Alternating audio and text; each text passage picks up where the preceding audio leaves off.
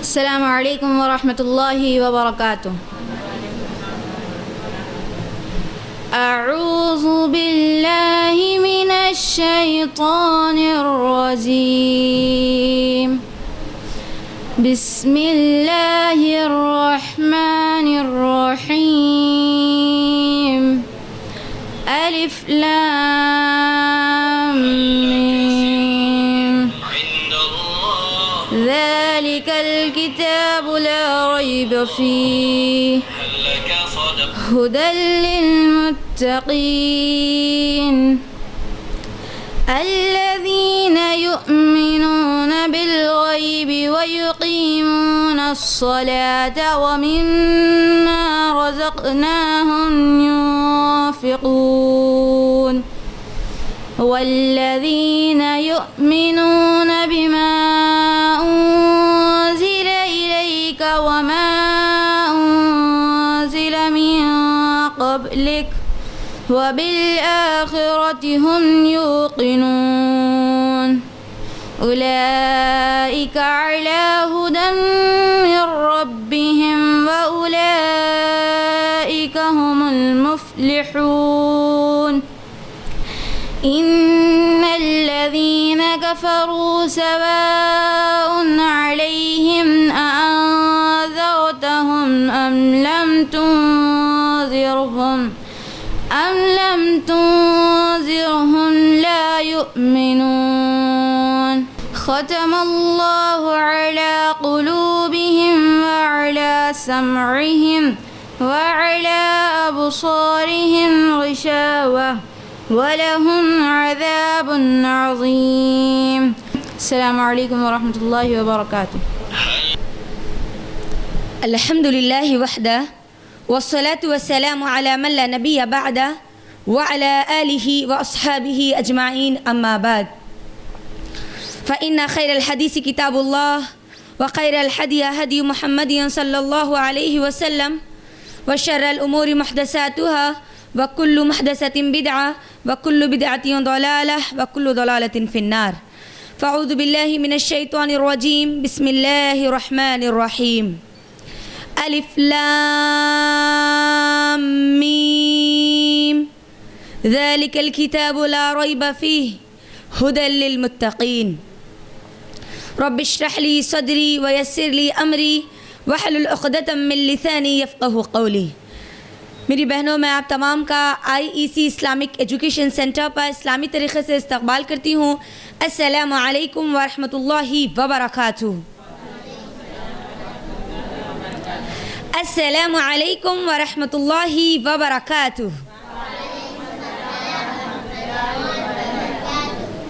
خیریت سے آپ سب لوگ؟ الحمدللہ. دوسرے سلام میں مجھے لگا کہ آپ لوگوں نے سحری کی. پہلے سلام میں مجھے لگا کہ آپ نے سحری میں تھوڑی سی کمی کی. تو آپ نے سحری میں کمی کی یا الحمدللہ اچھی کی سحری؟ شام تک بھوکا رہنا، اسی لیے ماشاءاللہ سے اچھا کھایا ہوگا. کھاتے رہیے. اللہ تعالی ہمیشہ آپ سب کو، ہم سب کو کھلاتا پلاتا رہے. آمین. تھوڑا سا ایکٹیو ہو جائیے کیونکہ ایک زبردست سورہ کی انشاءاللہ ہم لوگ شروعات کرنے والے ہیں انشاءاللہ. کس کتاب کا میں اور آپ مطالعہ کرنے والے ہیں بتائیے؟ کون سی کتاب میں اور آپ پڑھ رہے ہیں، مطالعہ کر رہے ہیں، تفسیر سن رہے ہیں، درس سن رہے ہیں؟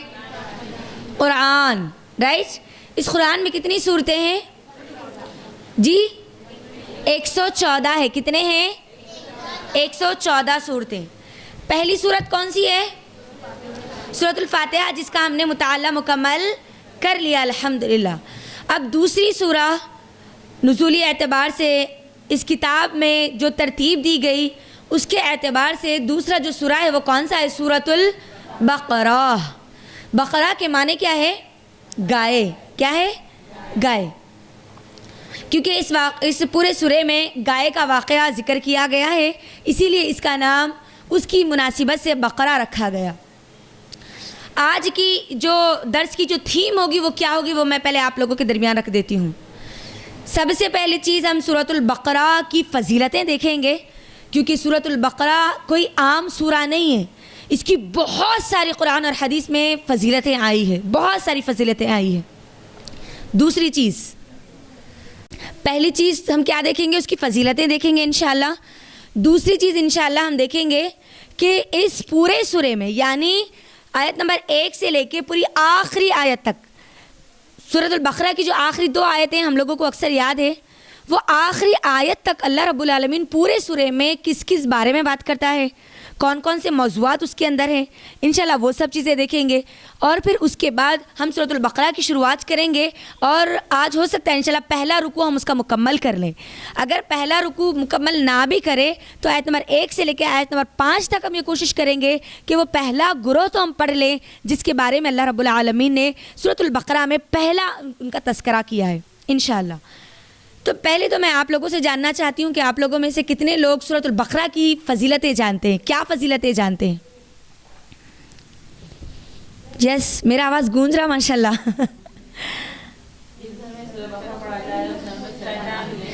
یا ماشاءاللہ، یہ تو سب کو معلوم ہے، الحمدللہ مشہور ہے یہ روایت ماشاءاللہ کہ جس گھر میں سورۃ البقرہ کی آوازیں بلند ہوتی ہے یعنی سورۃ البقرہ پڑھی جاتی ہے، اس گھر میں شیطان داخل نہیں ہوتا، وہاں شیطان کا گزر بھی نہیں ہوتا. اور اچھا، اور چلے میں ہی شروع کر دوں. چلیے پہلے حدیث کا حوالہ بھی لکھ لیجئے ساتھ میں، ٹھیک ہے. میں نے اس کے اندر 3 تھوڑی لمبی لمبی حدیثیں لی ہے. اس کی وجہ یہ ہے کہ فضیلتیں بہت ساری تھی جس کو اگر میں اکٹھا کر لوں تو شاید ہو سکتا ہے 1 گھنٹہ ہمارا اسی میں چلے جائے. باقی کے جو موضوعات ہے، جو واقعات ہے، جو تذکرے ہے، جو احکام ہے، جو مسائل ہے، وہ ہمارے چھوٹ سکتے تھے. تو میں نے اس کے اندر چنا ہے کہ کم از کم 6 یا 7 فضیلتیں تو میں آپ کے درمیان رکھ دوں گی جو اللہ کے نبی صلی اللہ علیہ وسلم کی صحیح ایتھنٹسٹی کی حدیث کے ساتھ موجود ہے.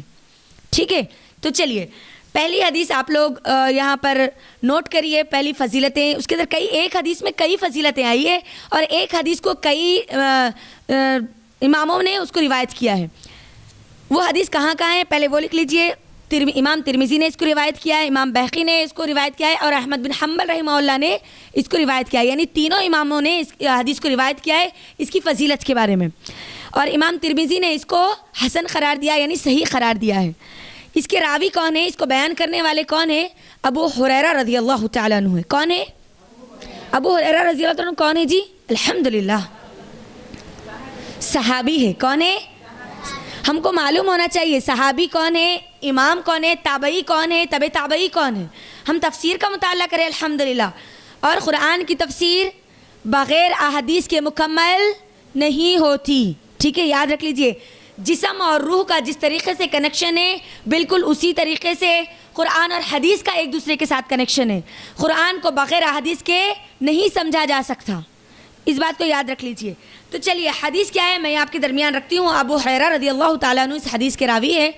وہ کہتے ہیں کہ ایک مرتبہ اللہ کے نبی صلی اللہ علیہ وسلم ایک جگہ پر فوجیوں کو بھیجنے کے لیے پورے لوگوں کو جمع کرتے ہیں اور اس میں فوجیوں کے نام لکھواتے ہیں.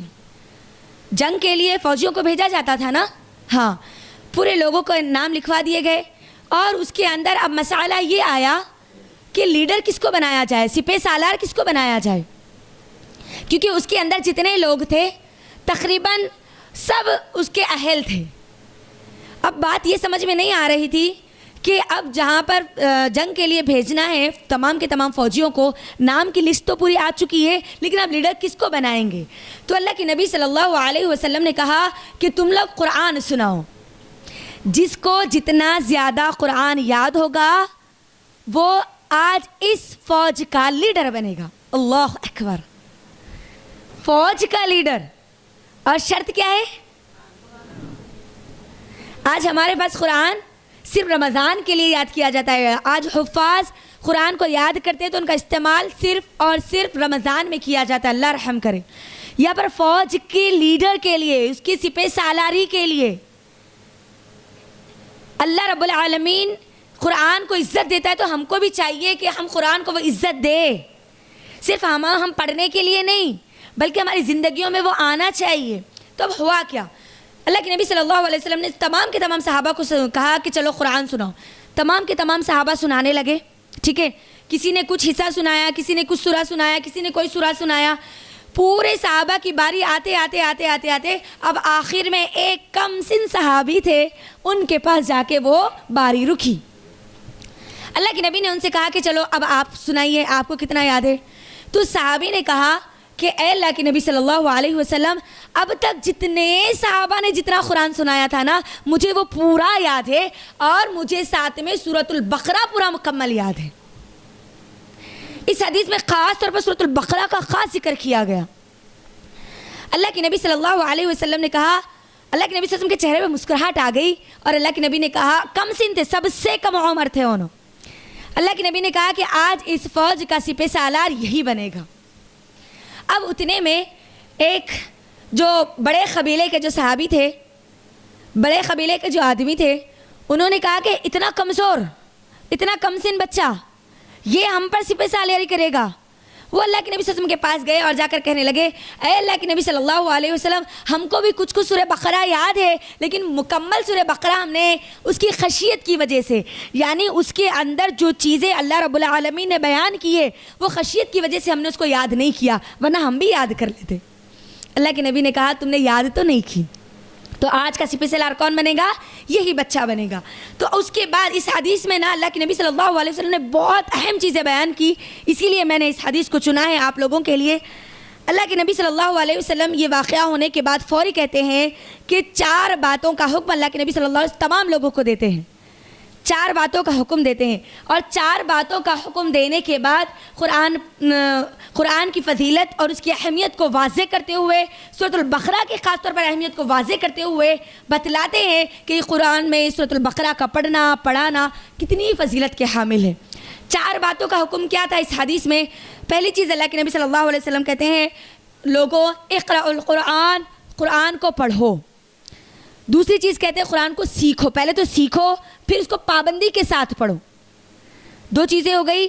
تیسری چیز کہتے ہیں کہ اس کا جو تم علم حاصل کرتے ہو وہ لوگوں کو پہنچاؤ، یعنی غیر لوگ جو بھی ہے، غیر مسلم جو بھی ہے، جو لوگ اس کا علم نہیں رکھتے، ان کو یہ قرآن سکھاؤ۔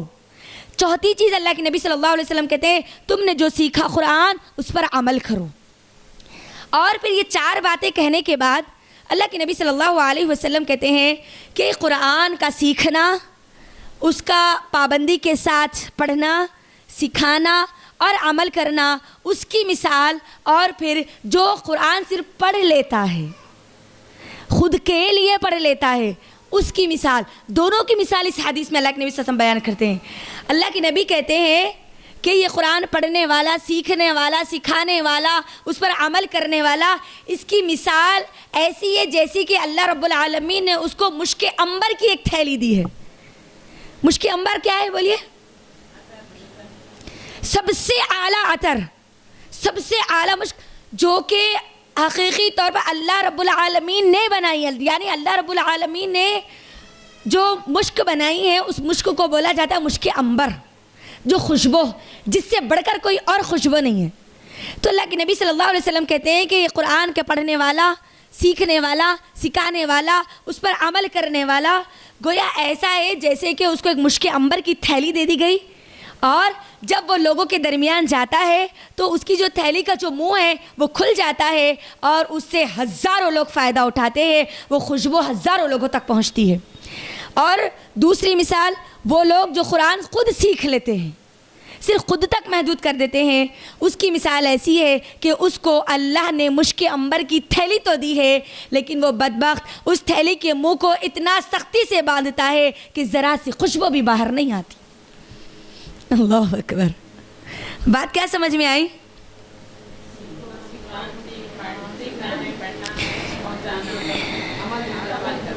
چار چیزیں اگر ہم چاہتے ہیں کہ ہم وہ مشک عنبر کی تھیلی کی جو مثال دی گئی ہے جس سے لوگ فائدہ اٹھاتے ہیں، آج دیکھیں اس وقت جو حدیث جب بیان کی گئی تھی مسجد نبوی میں کچھ صحابہ تھے نا، رائٹ؟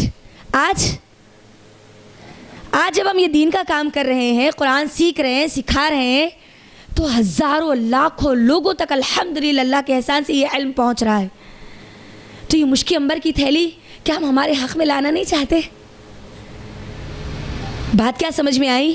کہ ایک جو مومن ہوتا ہے نا، قرآن پڑھنے والا، قرآن کی فضیلتوں کو جاننے والا، اس کی اہمیتوں کو سمجھنے والا خود سیکھتا بھی ہے, پابندی کے ساتھ پڑھتا ہے, اس کو صرف سیکھ کے رکھ نہیں دیتا, سیکھتا ہے, پابندی کے ساتھ اس کو پڑھتا ہے, لوگوں کو سکھاتا ہے اور اس پر عمل کرتا ہے. تو یہ 4 چیزیں انشاءاللہ ہمارے اندر ہونی چاہیے, اور اللہ رب العالمین ان لوگوں کو عزت عطا کرتا ہے جو جتنا زیادہ قرآن یاد کرتے ہیں. اس صحابی کو اللہ نے عطا کیا نا, عمر کم ہے, کمزور ہے, پنڈلیاں کمزور تھی, لیکن تمام صحابہ میں اللہ نے ان کو کیا کیا, سپہ سالار بنایا. تو اللہ مقام دے گا, عزت دے گا, مرتبہ دے گا, اللہ ایک عہدہ دے گا اس قرآن کی وجہ سے. اور خاص طور پر سورۃ البقرہ, ٹھیک ہے, یہ ایک پہلی حدیث ہو گئی. دوسری حدیث آئیے, دوسری فضیلت کی طرف آئیے. صحیح مسلم, ترمذی, ابن حبان, تینوں کے اندر یہ حدیث موجود ہے.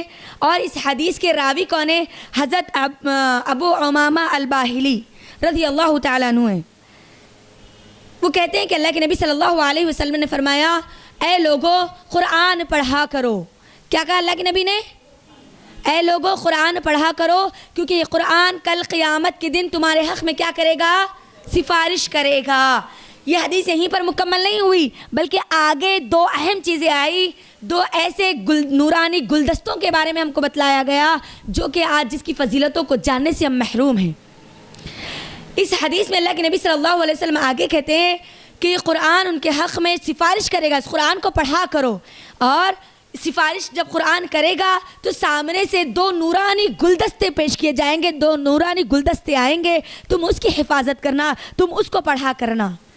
اور وہ 2 نورانی گلدستے کیا ہے؟ سورۃ البقرہ اور سورہ آل عمران. کیا ہے بولیے؟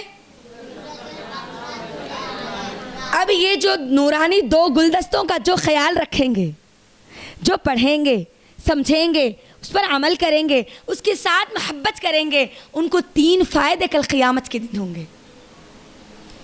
یعنی سورہ بقرہ اور سورہ آل عمران. چلے, وہ 3 فائدے کب ہوں گے؟ قیامت کے دن ہوں گے. قیامت کا دن یاد رکھیے, اب یہاں پر تھوڑا سا اپنے ذہن میں لائیے. قیامت کے دن میں ابھی تھوڑا کرنٹ چلا گیا تو کیسی گرمی ہوئی, بے چینی ہوئی. قیامت کے دن کی گرمی, وہاں کی وحشت, وہاں کی تپش, اس کا تو ہم اندازہ بھی نہیں لگا سکتے, اس کا گمان بھی نہیں کر سکتے. اتنی زیادہ گرمی میں سورج تو ابھی بہت دور ہے, جب تو وہاں پر بہت زیادہ قریب ہوگا. لوگ پسینے میں ڈوبے ہوئے بھاگ رہے ہیں, دوڑ رہے ہیں. اچانک دیکھتے ہیں, اس حدیث کے مطابق میں بات رکھ رہی ہوں, لوگ دیکھتے ہیں کہ اچانک ایک ان کو گھنا سایہ نظر آتا ہے, ایک گھنا سایہ نظر آتا ہے. لوگ بھاگتے ہوئے اس سائے کی طرف جاتے ہیں. اللہ کے نبی صلی اللہ علیہ وسلم کہہ رہے ہیں, جب جاتے ہیں تو دیکھتے ہیں کہ وہ سایہ نہیں ہے, بلکہ وہ جہنم کی آگ سے نکلنے والا دھواں ہے. اب وہ جو دھواں ہے, لوگ جو میدان محشر میں ہیں یہ سائے کی طرف آئے, یہاں پر اور مشکل میں پڑ گئے, کیونکہ وہاں تو گرمی تھی, یہاں پر ڈبل ہو گئی. گرمی تو گرمی, دھوپ کی تپش تو تپش, اب یہاں پر جہنم کی آگ سے نکلنے والے دھوئیں کی تپش میں بھی ہے وہ لوگ.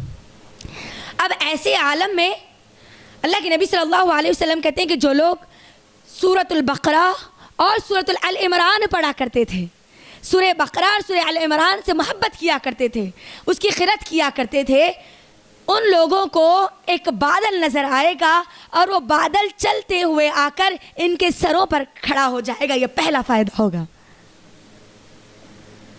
وہ گرمی میں بادل کا نظر آنا یعنی زندہ رہنے کی ایک امید نظر آنا. اللہ اکبر. دوسری چیز, ایک سائبان, جب ایک سائبان یعنی ایک زبردست سایہ ان لوگوں کو دیا جائے گا جس میں ان کو گرمی یا شدت نہیں ہوگی. دوسرا فائدہ ہوگا جو سورۃ البقرہ اور سورہ آل عمران پڑھا کرتے تھے. تیسری چیز, ایک عجیب اور غریب منظر لوگ وہاں پر دیکھیں گے کہ اتنے زبردست خوبصورت پرندے اپنے بڑے بڑے پروں کو اٹھائے ہوئے پرندوں کے جھنڈ میں ان لوگوں کے اوپر سایہ فگن ہو جائیں گے جو لوگ سورۃ البقرہ اور سورہ آل عمران پڑھا کرتے تھے, اور ان کو ذرا سی بھی گرمی محسوس ہونے نہیں دیں گے. یا رب, اس میں خاص طور پر یہ 2 نورانی گلدستوں کے بارے میں بولا گیا. سورہ بقرہ, سورہ آل عمران, اس میں ہے کیا ایسا کہ اتنا بڑا فائدہ, اتنی اہم چیز. اللہ رب العالمین کا جو عرش کا جو سایہ ہوگا نا, اس سے پہلے ان لوگوں کو یہ دیا جائے گا.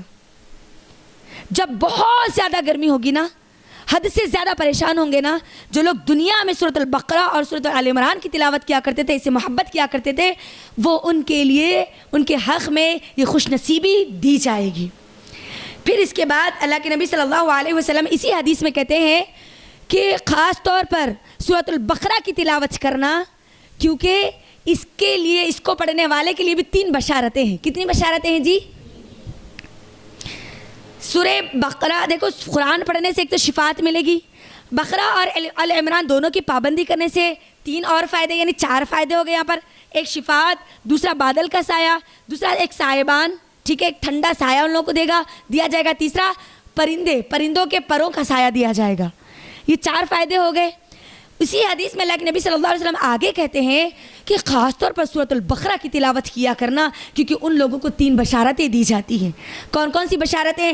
پہلی بشارت یہاں پر کہا جاتا ہے، کہتے ہیں اللہ کے نبی صلی اللہ علیہ وسلم کہ سورۃ البقرہ کے پڑھنے والے اور پڑھانے والے کے لیے اللہ رب العالمین کی طرف سے برکتیں نازل ہوتی ہیں، وہ باعث برکت بن جاتی ہے، اس کی زندگی باعث برکت بن جاتی ہے۔ سورۃ البقرہ کا پڑھنا باعث برکت ہے، زندگی میں برکت، مال میں برکت، عزت میں برکت، ہر چیز میں اگر برکت چاہتی ہو نا سورۃ البقرہ پڑھو۔ اور یہ صحیح حدیث میں رکھ رہی ہوں آپ کے درمیان۔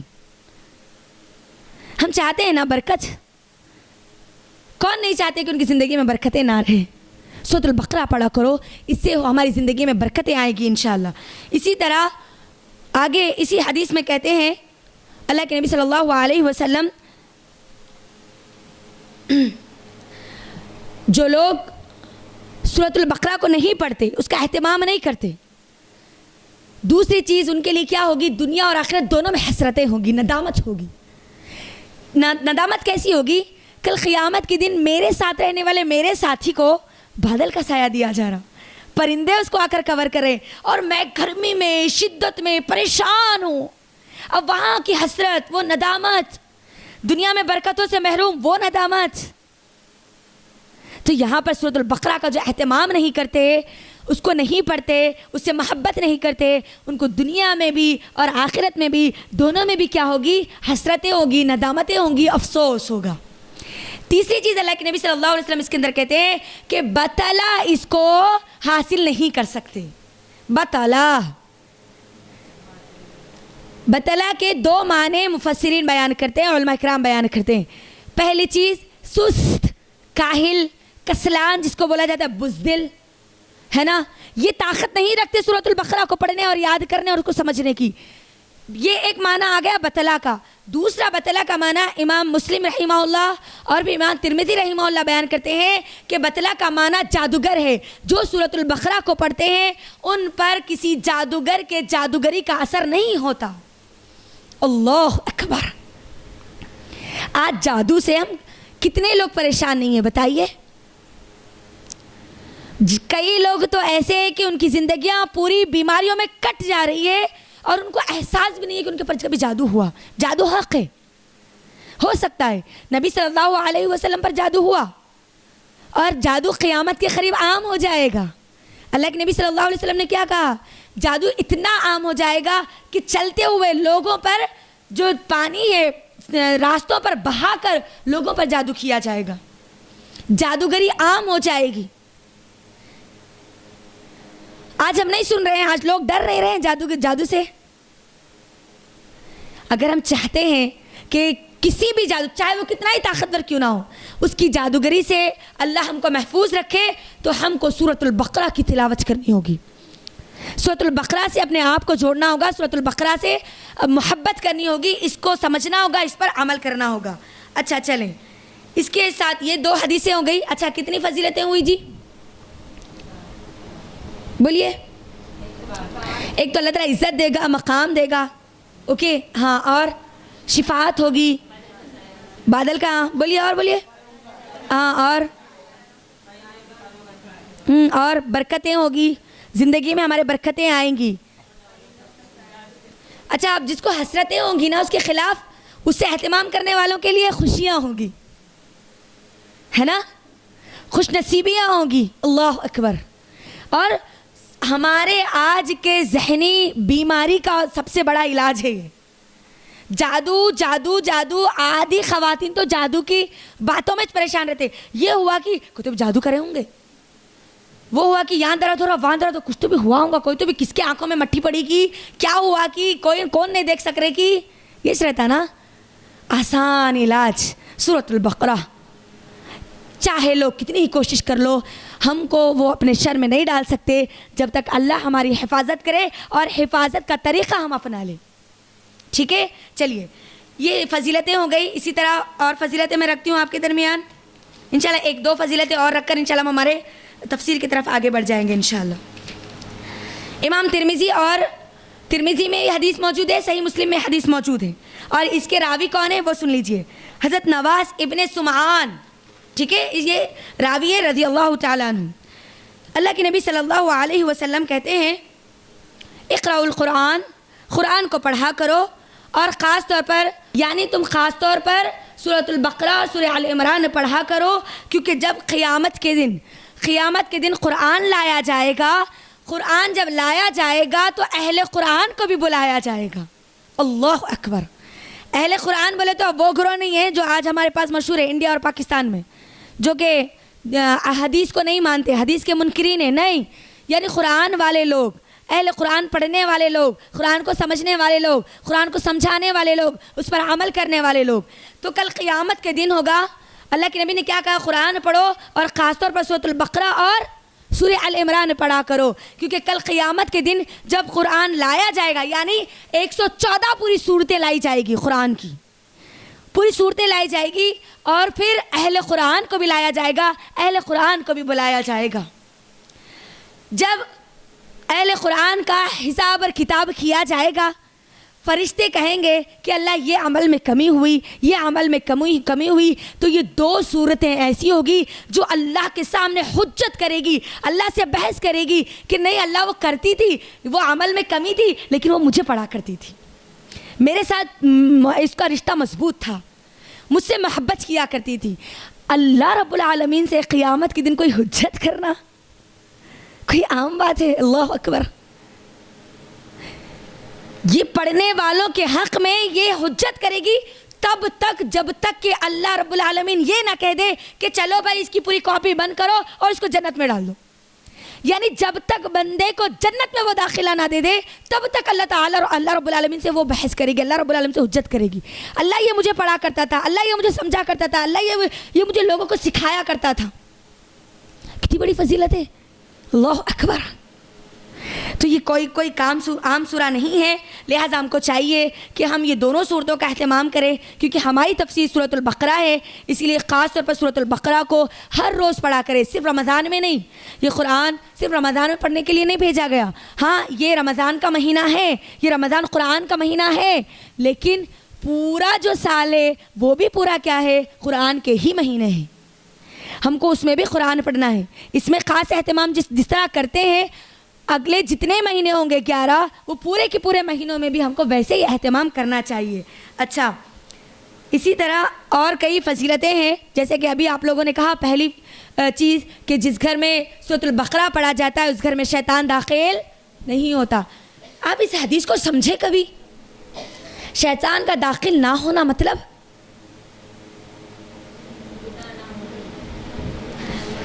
ہر شر سے آپ اپنے آپ کو بچا لینا. جب تک شیطان ہمارے آس پاس ہے نا تب تک ہی اس بات کی گنجائش ہے کہ آپ گناہ کر سکتے ہیں, آپ برائیوں کی طرف جا سکتے ہیں, آپ بے حیائی کی طرف جا سکتے ہیں, آپ کسی شر کی طرف جا سکتے ہیں, کسی فتنے کو پھیلا سکتے ہیں, کسی فتنے کا حصہ بن سکتے ہیں.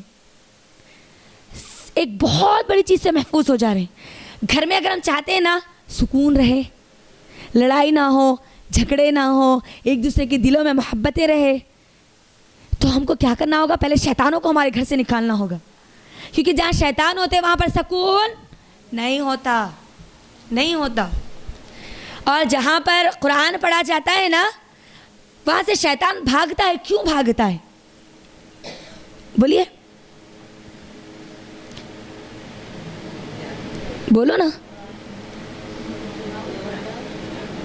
بڑے کا گوشت کم کر دینا, دماغ زیادہ نہیں بھاگ رہے. جی, کیونکہ جب قرآن پڑھا جاتا ہے تو سکینت نازل ہوتی ہے, فرشتے نازل ہوتے ہیں. وہ مشہور حدیث, اب میں وہ نہیں رکھ پاؤں گی کیونکہ وقت نہیں ہے ہمارے پاس. اسید بن حضیر رضی اللہ تعالیٰ عنہ ایک مرتبہ گھر میں قرآن پڑھ رہے تھے اور قرآن میں خاص طور پر سورۃ البقرہ پڑھ رہے تھے. رات کا وقت تھا, گھوڑا ان کے گھر میں تھا, چھوٹا بچہ سو رہا تھا. اپنی آواز کو بلند کرتے ہوئے سورۃ البقرہ کی راتوں میں تلاوت کیا کرتے تھے. دیکھو ہمارے صحابہ کا یہ طریقہ تھا کہ قرآن کو رات میں پڑھا کرتے تھے. رمضان کا مہینہ نہیں تھا, وہ عام مہینہ تھا, عام دن تھے. وہ قرآن پڑھ رہے ہیں, سورۃ البقرہ کی تلاوت کر رہے ہیں اور سن رہے ہیں کہ گھوڑا جو ہے وہ بار بار بدک رہا ہے, بہت زیادہ بدک رہا ہے, اس کی آوازیں بلند ہو رہی ہیں. تھوڑی دیر روکتے ہیں تو وہ بدکنا اس کا رک جاتا ہے, پھر شروع کرتے ہیں تو پھر بدکنا شروع ہو جاتا ہے, پھر روک دیتے ہیں, پھر پڑھتے ہیں, پھر وہ بدکنا شروع ہو جاتا ہے اور اس کی بدکنے کی بہت زیادہ آواز بڑھ جاتی ہے. تو کیا کرتے ہیں, قرآن کو بند کر دیتے ہیں اور باہر آ کر دیکھتے ہیں. اور وہ روکنے کی وجہ یہ تھی کہ بازو ان کا چھوٹا بچہ تھا, اگر زیادہ بدکنے کی وجہ سے کہیں وہ بچے کو نہ کھنل دے. باہر آ کر دیکھیں تو آسمان کی طرف ان کی نظر جاتی ہے, ایک چراغ روشن خندیلیں ان کو نظر آتی ہے جو آسمان کی طرف اڑتی ہوئی ان کو دکھتی ہے. یہ ماجرا دیکھتے ہیں, اللہ کے نبی صلی اللہ علیہ وسلم کے پاس جاتے ہیں اور جا کر پوری کی پوری باتیں بتلاتے ہیں. تو اللہ کے نبی صلی اللہ علیہ وسلم کہتے ہیں, اے اسید بن حضیر, جب تو قرآن پڑھ رہا تھا, جب تو سورۃ البقرہ کی تلاوت کر رہا تھا, تو تیری یہ آواز, قرآن کی آواز سن کر فرشتے تیرے قریب آ رہے تھے, قرآن وہ سن رہے تھے. اور اگر تو یہ تلاوت کو نہیں روکتا, اس کو کنٹینیو کرتا, تو پوری دنیا فرشتوں کو دیکھ لیتی, پوری دنیا فرشتوں کو دیکھ لیتی. یعنی پتہ کیا چلا, جہاں قرآن پڑھا جاتا ہے وہاں سے شیطان تو بھاگ جاتے ہیں, لیکن وہاں پر آتے کون ہیں؟ اللہ کی رحمت کے خاص فرشتے وہاں پر نازل ہوتے ہیں, خاص فرشتے.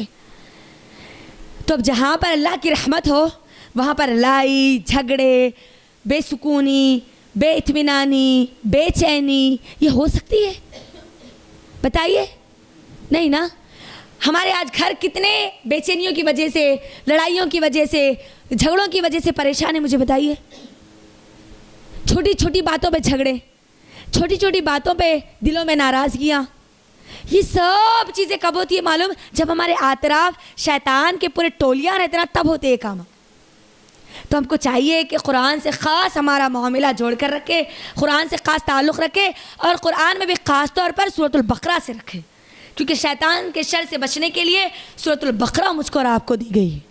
ٹھیک ہے, تو چلیے یہیں پر انشاءاللہ ہم اس کی فضیلتوں کو روکتے ہیں. فضیلتیں تو بہت زیادہ ہے, آگے ہم چلتے ہیں سورۃ البقرہ کی طرف. مصحف کھول لیجیے آپ سب لوگ. کسی بھی سورہ کو شروع کرنے سے پہلے کیا پڑھنا لازم ہے؟ میں نے قرآن کو نہیں کہا, میرے الفاظ پر غور کیجیے. کسی بھی سورہ کو شروع کرنے سے پہلے بسم اللہ الرحمن الرحیم پڑھنا لازم ہے, سوائے سورہ توبہ کے. ٹھیک ہے, کیونکہ تمام اہل علم کا اس پر اجماع ہے کہ سورہ بسم اللہ الرحمن الرحیم تمام سورتوں کی آیت ہے, پہلی آیت ہے. اور جب بھی ہم کوئی ایک سورہ کا مطالعہ کر لے, اس کے بعد دوسری سورہ کا اگر شروع کرے, اس کو دوسری سورہ پڑھے, تو بیچ میں بسم اللہ الرحمن الرحیم پڑھنا لازم ہے. کیونکہ صحابہ خود کہتے ہیں کہ اللہ کے نبی صلی اللہ علیہ وسلم جب ہمیں کوئی آیتیں بتلاتے, لکھاتے خاص طور پر, تو کہتے کہ یہ آیت فلاں آیت کے بعد آنی چاہیے. پھر اس کے بعد بولتے بولتے جب بسم اللہ الرحمن الرحیم پڑھتے تو ہم سمجھ جاتے کہ یہاں پر یہ سورہ مکمل ہو چکی, اب یہاں سے دوسری سورہ شروع ہو رہی ہے. تو بسم اللہ الرحمن الرحیم جب بھی ہم دوسری سورہ کی شروعات کریں تو ہمارے لیے لازم ہے, واجب ہے کہ ہم کیا پڑھیں؟ بسم اللہ الرحمن الرحیم کا مطالعہ کریں. ٹھیک ہے, چلیے اب سورۃ البقرہ. سورۃ البقرہ جو ہے وہ مدنی سورہ ہے. کون سی سورہ ہے جی؟ کس کو بولا جاتا مدنی سورہ؟ پورے لوگ ہم بولو نا, پوروں کو بولی میں. وہ سورہ جو مدینے میں, ٹھیک ہے, مدینے کے اطراف ہجرت کے بعد نازل ہوئی, یعنی ہجرت کے بعد جتنی صورتیں نازل ہوئی وہ کون سی ہے؟ پوری مدنی صورتیں. ٹھیک ہے, چلیے اب یہاں پر سنیے, سورۃ البقرہ مدنی صورتوں میں پہلی سورہ ہے, یعنی ہجرت کے بعد جو سب سے پہلی سورہ نازل ہوئی وہ سورۃ البقرہ نازل ہوئی. اللہ اکبر. مدنی صورتوں میں پہلی سورہ کون سی ہے جو نزول کے اعتبار سے؟ سورۃ البقرہ ہے. اور اس کو اسی لیے مدنی اعتبار سے یہ پہلی سورہ ہے، اسی لیے اہل علم کہتے ہیں کہ اس کو سورۃ الفاتحہ کے بعد رکھا گیا. سورۃ الفاتحہ کے فوری بعد شروع ہوتی ہے نا یہ سورۃ البقرہ، اسی لیے اس کو رکھا گیا کیونکہ یہ ہجرت کے بعد پہلی سورہ یہی نازل ہوئی تھی. اور تمام محدثین اور اہل علم یہ کہتے ہیں کہ یہ جو سورہ ہے اس سورے میں اللہ رب العالمین نے 1000 احکام، 1000 خبریں، 1000 امر یعنی کرنے والے کام، اور 1000 نواہی یعنی وہ کام جس سے روکا گیا، یہ بیان کیا ہے ایک سورہ میں. اللہ اکبر. کیا 1000 مسائل، 1000 احکام، 1000 امر کرنے والے کام، اور 1000 نواہی یعنی جن کاموں سے ہم کو رکنا چاہیے. تو یہ سورہ کوئی عام سورہ نہیں ہے، اتنی ساری چیزیں اس کے اندر انشاءاللہ آپ لوگ مطالعہ کرنے والے انشاءاللہ. تو اب یہاں پر اس کے موضوعات کی طرف آئیے کہ پورے سورۃ البقرہ کی موضوعات کیا ہے، کیا باتیں ہیں سورۃ البقرہ میں. سب سے پہلی چیز، جیسے ہی آپ سورۃ البقرہ کی شروعات کریں گے اللہ رب العالمین نے 3 انسانی گروہ کا تذکرہ کیا ہے. 3 انسانی گروہ انسان ہیں تو اب ہم یہ تینوں میں سے کوئی ایک ہوں گے، یا تو مومن، یا تو کافر، یا تو منافق. یہ پہلا تذکرہ، یہ پہلا موضوع ہو گیا. ٹھیک ہے، موضوع یعنی جس کے بارے میں بات کی گئی. قرآن اس پورے سورہ بقرہ میں کن کن بارے میں بات کی گئی؟ تو پہلی بات کس بارے میں کی گئی؟ انسانوں کے گروہ. میں اور آپ یہ تینوں میں سے کسی ایک میں ہوں گے، یہ پہلا حصہ ہو گیا. اور دوسری چیز، اس سورے میں عقائد پر یعنی عقیدے پر بہت زیادہ توجہ دی گئی ہے. اور عقیدے میں بھی آخرت کی یعنی آخرت باللہ، آخرت کے دن پر ایمان لانا. ٹھیک ہے، آخرت کو زیادہ ترجیح دی گئی، آخرت کے بارے میں زیادہ بتایا گیا ہے. اسی لیے اس سورہ میں 5 جگہوں پر اس دنیا میں مردوں کو زندہ کرنے کے 5 واقعات بیان کیے گئے. آخرت کے دن پر ایمان بہت زیادہ اس کو ترجیح دی گئی تاکہ ہمارا ایمان آخرت کے دن پر مضبوط ہو جائے. 5 واقعات 5 جگہوں پر اس دنیا میں مردوں کو زندہ کرنے کا اللہ رب العالمین نے بیان کیا ہے. دنیا میں اللہ نے ان کو زندہ کر کے بتلایا. ٹھیک ہے، یہ دوسرا موضوع ہو گیا. تیسری چیز، اسلامی شریعت کے احکام اور مسائل اس کے اندر بیان کیے گئے.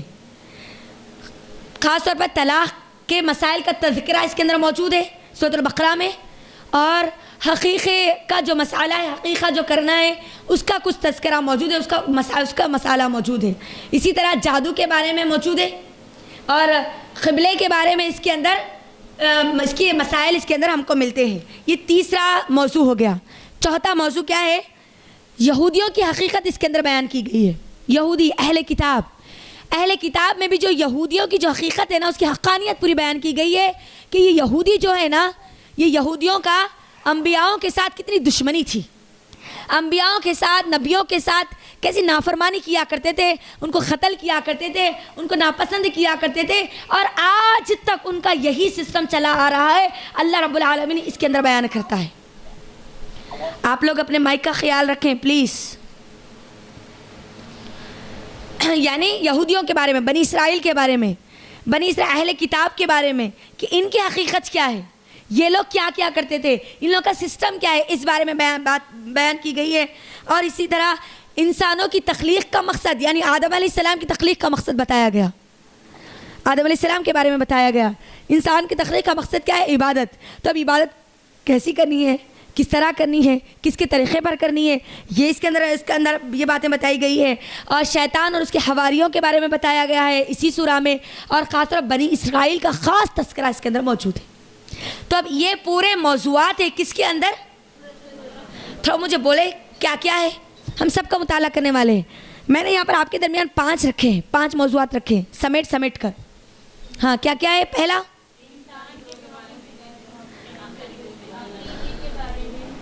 یہ ہماری جو کلاس ہے نا، یہ خالی پڑھنے اور سننے کی کلاس نہیں ہے، قرآن کو سمجھنے کی کلاس ہے نا. قرآن کو اگر ہم سمجھیں گے نہیں تو خالی سن کے ہمارا کیا فائدہ ہوگا؟ وہ مشک عنبر جس کی تھیلی کے منہ کو ہم باندھ دیں گے ان لوگوں میں اپنا شمار کریں گے ہم؟ نہیں نا. تو اللہ کے لیے جو چیزیں اگر آپ اپنے ساتھ پین اور کاپی رکھیں گے نا تو اور زیادہ فائدہ ہوگا آپ کو. یہ چیزیں یاد رکھیں.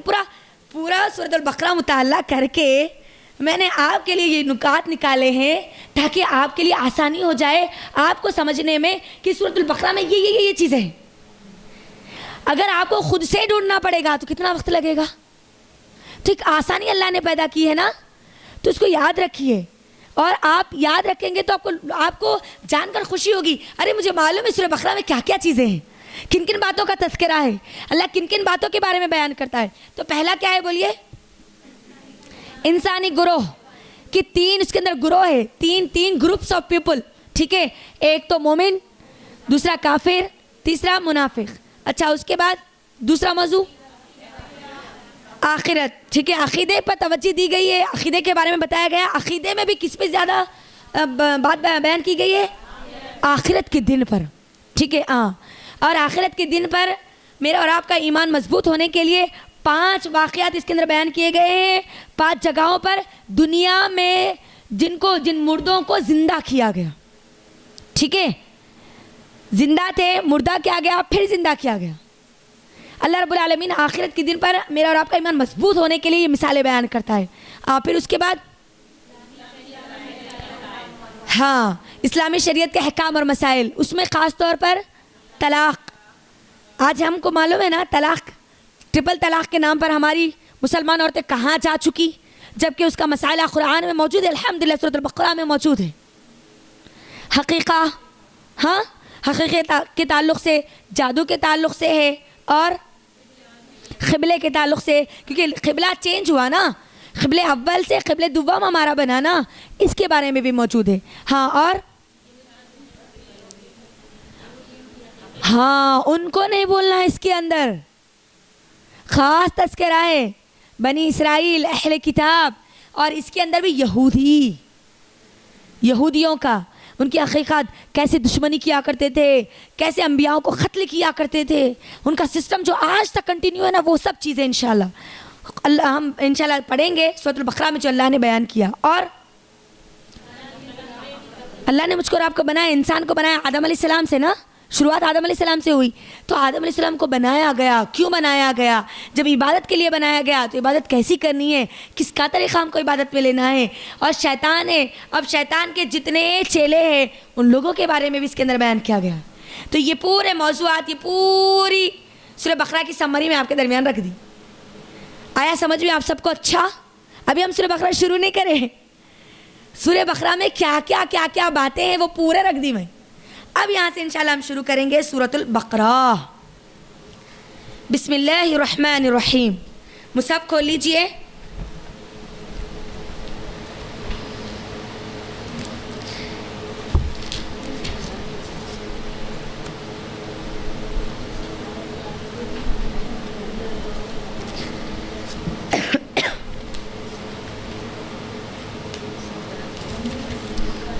چلیے، یہ مکی سورہ ہے مدنی سورہ ہے؟ جی مدنی سورہ ہے. اچھا، اور مدنی اعتبار سے اس کا نمبر کیا ہے؟ پہلا سورہ ہے جو مدینے میں نازل ہوا ہجرت کے بعد. یس، چلیے ہم اس کی شروعات کرتے ہیں. بسم اللہ الرحمن الرحیم. الف لام میم. کیا ہے الف لام میم؟ حروف مقطعات ہے. حروف مقطعات کس کو بولا جاتا ہے؟ ٹکڑے ٹکڑے کر کے جو الفاظ پڑھے جاتے ہیں اس کو کیا بولا جاتا ہے؟ مقطعات. ٹھیک ہے، اور یہ کیا ہے حروف مقطعات؟ کیا ہے حروف مقطعات؟ وہ الفاظ ہے، وہ حروف ہے جس کا معنی صرف اللہ جانتا ہے، اللہ کے علاوہ کوئی بھی نہیں جانتے. اچھا، اللہ نے قرآن میں جتنے 114 صورتیں ہیں اس میں 29 صورتیں ایسی ہیں جو حروف مقطعات سے شروع ہوتی. 29 صورتیں ہیں. اللہ نے حروف مقطعات کو قرآن میں کیوں رکھا؟ ہاں ماشاء اللہ. یہ تو ایک بات واضح ہے کہ انسان اپنے آپ کو کتنا ہی بڑا عالم بنا لے وہ اللہ سے بڑھ کر کبھی علم والا نہیں بن سکتا. یہ ایک وجہ ہے اور جو اہل علم بیان کرتے ہیں. دوسری وجہ ہے جو عرب کے جو لوگ تھے ان کی زبان کون سی تھی؟ اور عربی زبان انہی الفاظ سے بنی تھی نا. الف لام میم ہا صاد عین قاف طا با جیم انہی الفاظ سے بنی تھی نا. لیکن اللہ نے ان کے لیے اس قرآن کو ایک چیلنج بنا دیا. جو یہ کہتے تھے کہ یہ قرآن محمد صلی اللہ علیہ وسلم کا لایا ہوا ہے, اللہ رب العالمین کا بھیجا ہوا نہیں ہے. اگر تم چاہتے ہو, اگر تم کہتے ہو کہ یہ قرآن محمد صلی اللہ علیہ وسلم کی طرف سے لکھا گیا تو بتاؤ الف لام میم کے معنی کیا ہے, کیونکہ یہ تمہاری زبان کے الفاظ ہے, تمہاری زبان اس سے بنائی گئی. اللہ اکبر. آج تک اور قیامت تک لوگوں کے لیے چیلنج رہے گا. قرآن اللہ رب العالمین کی کتاب ہے, یہ اس بات کا ثبوت ہے. یہ حروف مقطعات اس بات کو ثابت کرتے ہیں کہ یہ اللہ رب العالمین کی طرف سے بھیجا گیا کلام ہے. الف لام میم. صحیح بخاری کی حدیث ہے, اللہ کے نبی صلی اللہ علیہ وسلم کہتے ہیں کہ اگر کوئی قرآن پڑھتا ہے تو اس کو ہر حرف پر کتنی نیکیاں دی جاتی؟ 10 نیکیاں دی جاتی. اور اللہ کے نبی کہتے ہیں کہ میں نہیں کہتا کہ الف لام میم ایک حرف ہے, بلکہ الف ایک حرف ہے, میم لام ایک حرف ہے, میم ایک حرف ہے, اور اس کے پڑھنے پر پوری 30 نیکیاں ملے گی. جبکہ اگر ہم دیکھیں تو علم نشرہ میں بھی لکھا ویسے ہی جاتا نا, الف لام میم کی طرح ہی لکھا جاتا ہے, لیکن الف لام میم میں خالی تشدید ہے, وہ اتنا ہی ایکسٹرا ہے. لیکن اللہ نے ہم کو کیسے واضح طور پر بتا دیا کہ یہ الف لام را ہے نا, کیسا ہے, یہ حروف مقطعات ہے. علم نشرہ میں وہ ملا کر پڑھا جاتا ہے. تو علم ہم اس طرح ملا کر نہیں پڑھنا چاہیے, بلکہ اس کو توڑ توڑ کر کھلا کھلا پڑھنا چاہیے. اللہ کے نبی نے ہم کو یہی طریقہ سکھلایا ہے, اور اس کے معنی کیا ہے ہم نہیں جانتے, کوئی نہیں جانتے سوائے اللہ رب العالمین کے. پہلی چیز ہو گئی, حروف مقطعات ہے یہ. اس کے بعد دوسری آیت میں آئی ہے سورۃ البقرہ کی دوسری آیت, ذالک الکتاب لا ریب فیہ ھدی للمتقین. ذالک الکتاب, ذالکہ کس کو بولا جاتا ہے؟ یہ الکتاب. کتاب اور الکتاب میں بہت بڑا فرق ہے. کتاب کس کو بولا جاتا ہے؟ ایک عام کتاب. الکتاب یس, یہ خاص کتاب ہے یہ. اور کیسی ہے؟ لا ریب فیہ, اس کے اندر کیا ہے؟ لا ریب, ذرہ برابر بھی اس کے اندر شک نہیں ہے, ذرہ برابر بھی. یعنی اب ہم نے سورۃ الفاتحہ کا مطالعہ کیا تھا, اس میں یہود اور نصارہ کا تذکرہ ہم نے کیا تھا, غیر المغضوب اور ولا الضالین کا ذکر ہم نے اس میں کیا تھا. تو وہاں پر اہل کتاب جو ہے ان کو بھی کتابیں دی گئی تھی نا, ہے نا. یہودیوں کی کون سی کتاب تھی؟ ہاں بولیے نا, کوئی تورات بول رہے, کوئی زبور بول رہے. یہودیوں کو تورات دی گئی تھی, ہاں. نصارہ کو انجیل دی گئی تھی. یعنی یہ بھی اہل کتاب تھے, ان کو بھی کتابیں دی گئی تھی, یہ بھی کتابوں کو مانتے تھے. اور ان کی کتابوں میں جس کتاب کا ذکر کیا گیا تھا ان لوگوں کو یہاں پر بتایا جا رہا ہے کہ تمہاری کتابوں میں جس کتاب کا ذکر کیا جا رہا ہے وہ یہ کتاب ہے لا ریب فیہ, جس کے اندر کوئی شک نہیں ہے. اب ہر کسی کے لیے یہاں پر لازم ہے کہ اب وہ اس بات کو مانے, سمجھے کہ اس کے اندر کوئی شک نہیں, تبھی وہ پکا مومن ہوگا, ورنہ وہ اسلام میں داخل ہو ہی نہیں سکتا. اب یہاں پر قرآن میں اگر ذرہ برابر بھی شک کرنے والے جو لوگ ہوں گے, کیا وہ ایمان والے ہوں گے؟ ہاں. تو اب اس قرآن میں بیان کی گئی تمام کے تمام باتیں, اس کے اصول, اس کے حصول, اس کے قواعد, اس کی خبریں, اس کے پورے واقعات, انبیاء کی باتیں, سابقہ امتوں کا بیان, جتنی باتیں بیان کی گئی ہے وہ 100% ٹروتھ ہے, سچ ہے, حقیقت ہے. اور جتنی باتیں غیب کی بتائی گئی, قیامت کے بارے میں بتائی گئی, جو چیزیں ہونے والی اس کے بارے میں بتائی گئی, جو کچھ بھی بتایا گیا وہ سب کا سب سچ ہے, کوئی ڈاؤٹ نہیں ہے. آج ہماری نوجوان امت مسلمہ کی جہالت، اس کی کامیابی سے دوری کی ایک بہت بڑی وجہ یہ ہے کہ اس نے نہ تو قرآن کو سمجھا نہ سیکھا، اور جو لوگ بے علمی کی وجہ سے، جہالت کی وجہ سے اس قرآن میں شک و شبہ کرتے ہیں نا، نوجوان نسل کو ان سے دور کر دیا جا رہا، دین سے دور کر دیا جا رہا۔ حال ہی میں ہم دیکھ چکے ہیں نا، ہمارے انڈیا کا ایک پاکھنڈی وسیم رضوی، اللہ نے اس کو نہ گھر کا رکھا نہ گھاٹ کا رکھا، اس کے دل سے ایمان کی دولت کو اللہ نے چھین لیا، نکالا 26 آیتوں کو نکالا کہ اس کے اندر غلطی ہے، اس کے اندر یہ ہے، اس کے اندر وہ ہے۔ اب اس سے کتنے ہمارے نوجوان گمراہ ہوئے، بہت سارے گمراہ ہوئے، اور اللہ نے بہت سارے لوگوں کو گمراہی میں ڈال کر بھی ہدایت دے دی۔ تو اب یہاں پر بات کیا سمجھ میں آئی کہ ذرہ برابر بھی شک نہیں ہے، ہاں ہماری عقل وہاں تک نہیں پہنچی، ہمارا علم وہاں تک نہیں پہنچا، یہ قرآن کا علم، یہ کتاب کا علم سب سے اعلیٰ ہے۔ اب لاسٹ میں نقطہ عروج پر جو علم ہے نا، وہ یہ قرآن کا ہے۔ اب سائنس پہنچ رہی ہے وہاں تک، آہستہ آہستہ آہستہ آہستہ۔ آج پوری سائنس 80% قرآن کو مانتی ہے، قرآن کی جو باتیں قرآن میں بیان کی گئی ہے، سائنس اس بات کو مانتی ہے، 80% مانتی ہے، 20% نہیں مانتی۔ اور وہ کون سی نہیں مانتی؟ جو قیامت کے بارے میں، آخرت کے بارے میں، جنت و جہنم کے بارے میں، مرنے کے بعد کے بارے میں، قبر کے بارے میں، وہ باتیں نہیں مانتی، کیونکہ سائنس کا علم وہاں تک نہیں پہنچا۔ قرآن کا علم تو پہنچ چکا، قرآن میں تو بتا دیا گیا۔ پہلے کہا جاتا تھا زمین گول ہے، بولتے تھے کہ نہیں بولتے تھے؟ آج نہیں، زمین گول نہیں ہے جی، زمین کیسی ہے؟ انڈے کے جیسی بیضوی ہے، آج بولا جا رہا، جبکہ قرآن میں اللہ نے کہہ دیا کہ زمین کیسی ہے؟ بیضوی انڈے کی طرح ہے۔ 1452 سال پہلے، اللہ اکبر۔ اور آج سائنس غلط ہو سکتی ہے، قرآن غلط نہیں ہو سکتا۔ اور یہ بات کا یقین جب تک ہمارے دلوں میں نہ ہو تب تک ہم ایمان والے نہیں بن سکتے، اس بات کو یاد رکھ لیجئے۔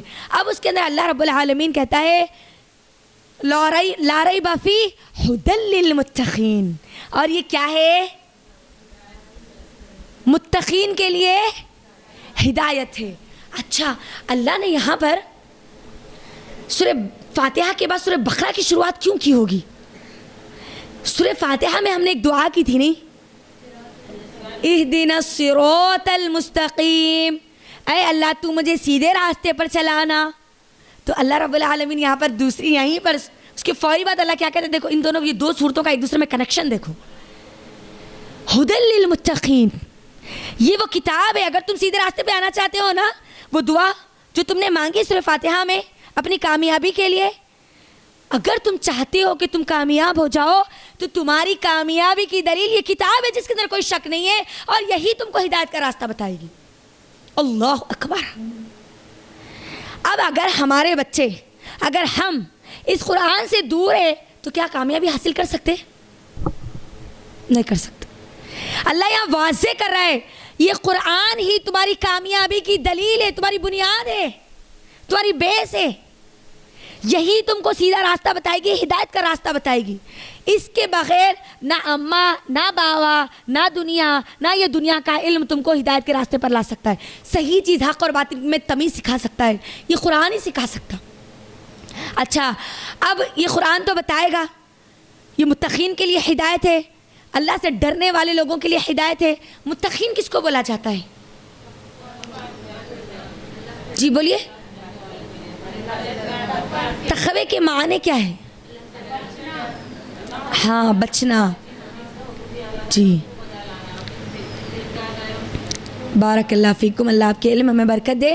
تقوی کے اصل معنی جو علماء کرام بیان کرتے ہیں وہ یہ ہے کہ اللہ رب العالمین نے جو کرنے کا حکم دیا ہے اس کو بجا لانا، اور جس سے رکنے کا حکم دیا ہے اس سے رک جانا، یہی اصل تقوی ہے۔ تو متقین یعنی اب کرنے اور نہ کرنے کے والے کام بتانے والی یہ کتاب ہے۔ تو اگر ہم چاہتے ہیں کہ اپنے آپ کو متقین لوگوں میں شامل کر لے تو ہم کو کیا کرنا ہوگا؟ کچھ نہ تو کچھ کام کرنا ہوگا نا۔ یعنی اگر ایک مثال میں آپ لوگوں کو دوں، اگر آپ کو کسی اسکول میں ایڈمیشن لینا ہے تو فارم تو فل کرنا پڑے گا، ہے نا. فارم کے اندر بھی نام لکھنا پڑے گا, نمبر لکھنا پڑے گا, جو آپ کا ایڈریس ہے وہ لکھنا پڑے گا. آپ بغیر انفارمیشن دیے ہوئے کیا اس چیز میں شامل ہو جائیں گے؟ بتائیے, نہیں ہوں گے نا. بالکل اسی طرح اللہ رب العالمین نے صرف ہم کو یہاں پر یہ بات نہیں بتائی کہ اہدنا الصراط المستقیم, بندے خالی دعا کر لے, نہیں, اب دعا تو سکھائی. اب وہ دعا پر تم کو عمل کیسے کرنا ہوگا, وہ دعا میں تم کب شامل ہوں گے؟ جب تم ہدایت یافتہ ہوں گے, یعنی تمہارے پاس تم متقین بنو گے, ہدایت دینے والی کتاب تمہارے پاس ہوں گی. اب ہدایت دینے والی جو کتاب ہے, جو راستہ دکھاتی ہے, وہ راستہ دکھانے پر ان کے پاس کون سے عمل آتے ہیں؟ یعنی متقین کیا عمل کرتے ہیں, کون سے ایسے اعمال کرتے ہیں؟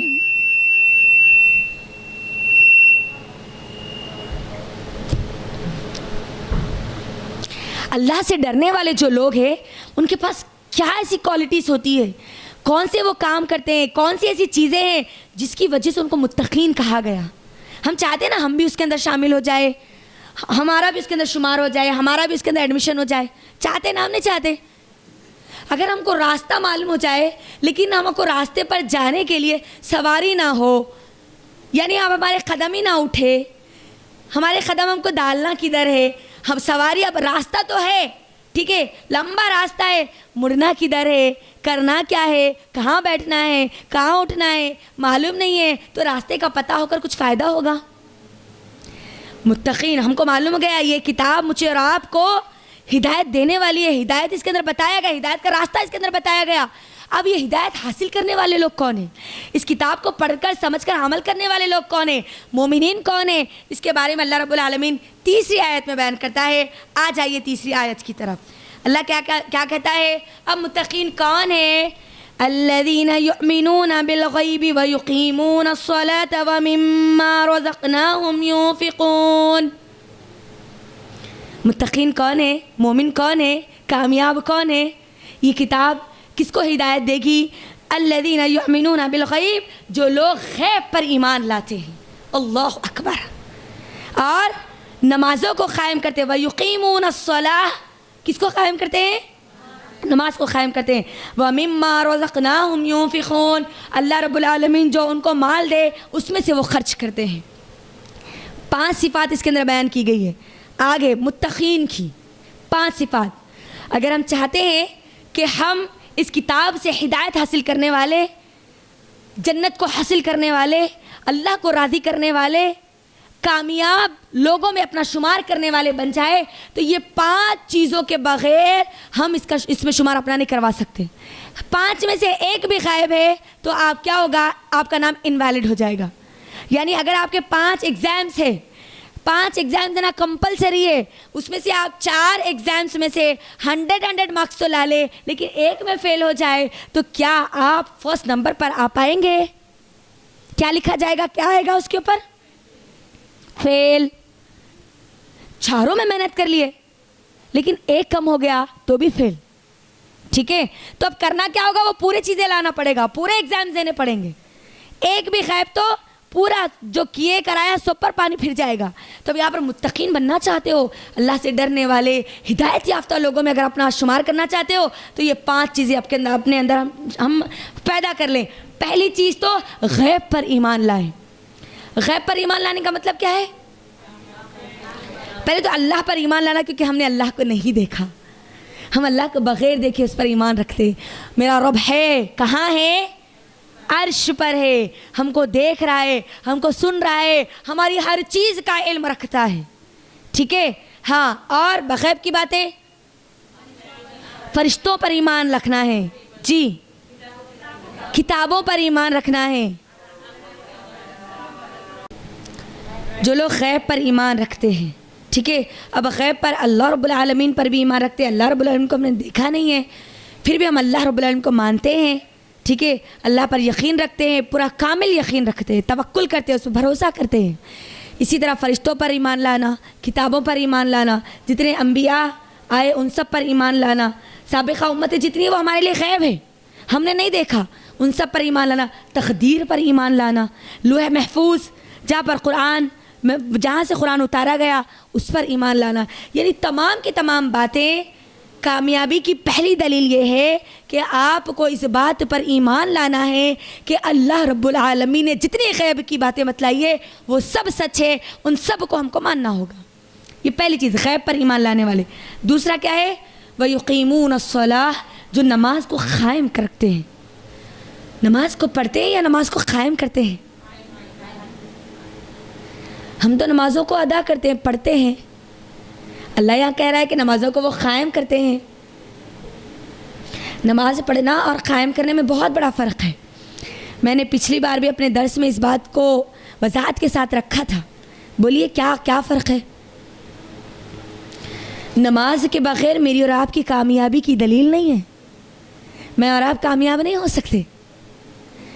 اگر ہم چاہتے کہ وہ متقین میں ہم شامل ہو جائے، ہم چاہتے کہ قرآن مجھے اور آپ کو ہدایت دے، یہ ہدایت کا ذریعہ بنے، تو نماز کے بغیر ممکن نہیں ہے. صرف رمضان میں روزوں کی حالت میں 5 وقت کی نمازیں پڑھنا نہیں، 5 وقت کی نمازیں بالغ ہونے کے بعد سے لے کر موت تک بغیر شرعی عذر کے ہم نہیں چھوڑ سکتے. اللہ نے تو عورتوں کے لیے کتنی آسانی پیدا کی، الحمدللہ. ہر مہینے میں 5 دن تو اللہ کی طرف سے ویسے ہی چھٹی ہے، ہالیڈے ہمارے لیے، نمازوں کی ہالیڈے. اللہ نے اتنا رحم کر دیا. اب نمازوں کے بغیر نماز قائم کرنا، یعنی مثال میں نے بھی دی تھی آپ کو اس سے پہلے. ایک اسکول ہے، ٹھیک ہے، اسکول ڈالا گیا، اسکول قائم ہوا، دونوں میں بہت بڑا فرق ہے نا. قائم رہنا، کسی چیز کو ایک استقامت کے ساتھ لے کر کھڑے ہونا، یہ قائم رہنا ہے. پڑھنا، پڑھ بھی سکتا، چھوڑ بھی سکتا، ہٹا بھی سکتا، ختم بھی کر سکتا. قائم کرنا مطلب اس کو لے کر ٹھہر جانا، مضبوطی کے ساتھ کھڑے ہو جانا. تو ان کی زندگیوں میں نمازیں مضبوطی کے ساتھ کھڑی رہتی ہے، وہ نمازوں کو نہیں چھوڑتے. کسی بھی شرعی عذر کی وجہ سے اگر چھوٹ رہی ہے تو وہ الگ مسئلہ ہے. بغیر شرعی عذر کے پیٹ میں درد، پیٹھ میں درد، کمر میں درد، یہ درد، وہ درد، یہاں جانا ہے، وہاں جانا ہے، چھوٹی چھوٹی مصروفیات کی وجہ سے وہ اپنی نمازوں کو کبھی نہیں چھوڑتے. نمازوں کی خاص پابندی، فرض نمازیں لازم ہیں. اگر آپ اتنی زیادہ مصروف ہے کہ سنتیں نہیں پڑھ سکتی تو کم از کم فرض کو لازم پکڑ لو، کیونکہ اس کی پوچھ ہونے والی ہے. 5 نمازیں، ان میں سے ایک بھی نہیں چھوڑ سکتے. اماں 4 پڑھ لیے، 1 چھوڑ لیے، 1 پڑھ لیے، 4 چھوڑ لیے، نہیں. اماں میری فجر ہوتی، عصر ہوتی، باقی کے 2 نمازیں نہیں ہوتے. سوری، آپ پھر وہ ہدی للمتقین جو ہے نا، متقین جو لوگ ہیں جن کو قرآن ہدایت دینے والی ہے نا، ہدایت کا راستہ بتانے والی ہے نا، وہ ریس میں آپ شامل نہیں ہیں. نماز فرض ہے، فرض کی گئی، خاص پروٹوکول کے ذریعے ہم کو نماز کا تحفہ دیا گیا. اس کو معمولی مت سمجھیے. یہ اللہ رب العالمین سے جڑنے کا، اللہ سے اپنے تعلق کو بنانے کا، اللہ رب العالمین سے باتیں کرنے کا، یہ ایک ہمارا بہترین نظریہ ہے. اس بات کو یاد رکھیے. ہمارے خالق اور مالک سے اگر آپ بات کرنا چاہتی ہو، جس سے آپ سب سے زیادہ محبت کرتی ہو نا، اس سے بات کرے بغیر آپ رہ نہیں سکتی. بالکل اسی طرح اللہ رب العالمین ہمارے دلوں میں اللہ کی محبت کو زندہ رکھنے کے لیے اللہ نے ہمارے لیے 5 نمازوں کو فرض کیا. آپ کہیں پر بھی ہو، کتنی مشکل میں ہو، کتنی پریشانی میں ہو، کتنی تکلیف میں ہو، آپ کے اوپر نماز فرض ہے. ٹھہر کے نہیں پڑھ سکتے تو بیٹھ کے پڑھنا ہے، بیٹھ کے نہیں پڑھ سکتے تو لیٹ کے پڑھنا ہے، لیٹ کے نہیں پڑھ سکتے اشاروں سے پڑھنا ہے. لیکن آپ نماز کو چھوڑ نہیں سکتے، فرض نماز کو نہیں چھوڑ سکتے، ہرگز نہیں چھوڑ سکتے. نمازوں کو قائم کرنا، نمازوں کی فکر میں لگے رہنا. یہ کون ہے؟ یہ ہدایت والے لوگ ہیں، ہدایت والے لوگ ہیں، یہ مومنین ہیں. مومن کبھی اپنی نماز میں کوئی غفلت نہیں برتتا. نمازوں میں اگر غفلت ہوئی تو پھر اب ہم یہ اہدنا الصراط المستقیم کے لیے جو دعا کر رہے ہیں نا، وہ راستے پہ نہیں ہیں. ہم کیا سمجھتے ہیں؟ کلمہ پڑھ لیے، مسلمان گھر میں پیدا ہو گئے، برقع پہن لیے، ہے نا، حجاب کر لے رہے تھوڑا بہت، تو اب جنت میں موت کا فرشتہ آ گیا. کلمہ پڑھ لینے کے بعد ہم نے تو جنت میں کون جاتے؟ یاد رکھو، یہ پہلا گروہ ہی جنت میں جاتا. یہ پہلا گروہ کے علاوہ دوسرے لوگ جنت میں نہیں جانے والے، جس کا تذکرہ آج ہم یہاں پر سورۃ البقرہ کی شروع کی آیات میں سن رہے ہیں. تو نماز خاص طور پر اس کی پابندی اپنے گھر میں رکھو. ہمارے گھروں کی پہچان ہمارے گھروں کی نمازوں سے ہونی چاہیے.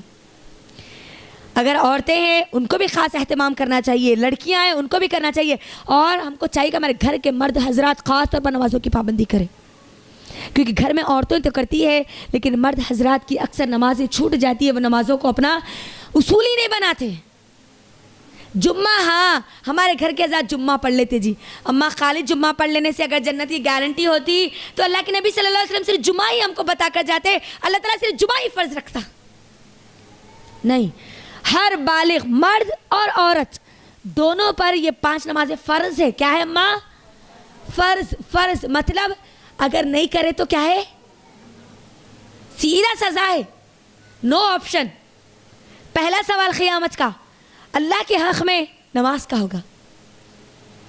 کچھ بھی ہو جاؤ وقت پر میری نماز ہوگی, کتنی ہی مصروف ہو, درد ہے گھٹنوں میں درد ہے, چیئر پر بیٹھ کے پڑھوں گی لیکن نماز کو چھوڑوں گی نہیں, کیونکہ جنت میں جانے کے لیے یہ نمازوں کی لسٹ میرے پاس ہونا لازم ہے, ورنہ میں جنت میں نہیں جا سکتی. پھر تو دوسری کوالٹی کیا ہے ہدایت والے لوگوں کی, کہ کیا کرتے, وہ نماز کو قائم کرتے ہیں, نماز پڑھتے نہیں قائم کرتے, اس کو استقامت کے ساتھ کھڑے رہتے ہیں, نماز کے ساتھ اپنے ساتھ ہمیشہ اس کو ساتھ رکھتے ہیں.